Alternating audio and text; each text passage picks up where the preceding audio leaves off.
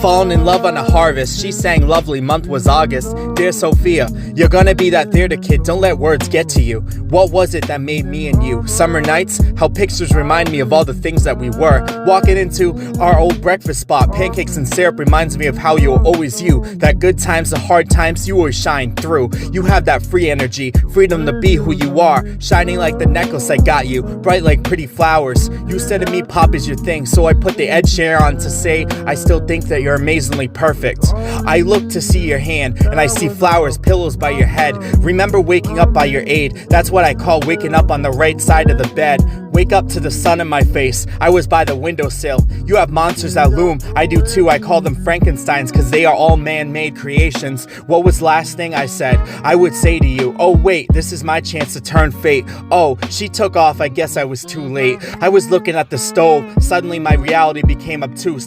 It's like my head wasn't fully screwed, somewhere a screw went loose. Dreaming about you by the stove, talking a lot. I cry like give me your formula and call me baby. Jot, jot, scribble and more scribbles.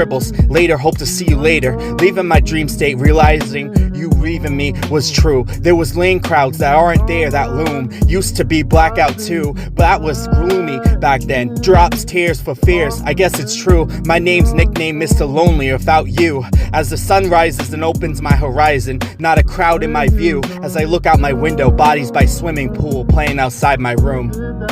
Dear Leela, you were supposed to be the end-all, be-all of relationships. Instead, you saw me as someone complacent. I gotta move on, like John said, you told me to screw off when I just wanted to screw on. For the paper, I was cut out like a coupon. What I wanted to teach you was a true bond. While John was waiting at the door, ding-dong. I was banging on my chest, releasing a beast like King Kong. I'm steadily approaching, hearts were broken, not stolen. But this is a water world, we can all get a ride, but with a token. You're half hoping that when I said I was through, I was joking. Sorry, babe. I didn't mean to wake you up. We lived simple, and Heather was a simple girl. She didn't have any bad habits except for the occasional breakdown here and there. Heather, why are you crying?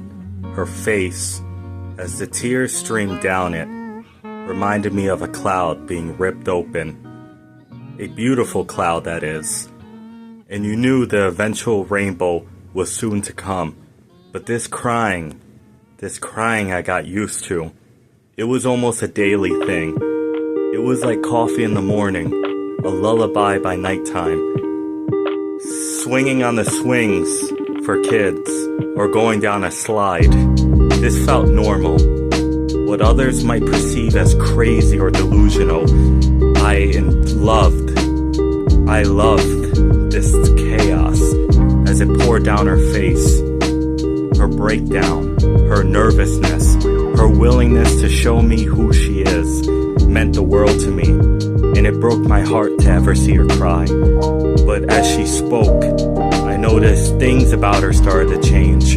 Her eyes, usually a soft green, lit up the room with the bluest of blues, and her skin, free from any markings or tattoos, began to have symbols appear on them, and her blonde, dirty hair, which I loved because I've always loved blondes, and always will, turned a beautiful grayish dark. It turned a beautiful dark gray, and as I stared at her, she wept, and when she spoke, she said, Josh, I am no longer the Heather you know.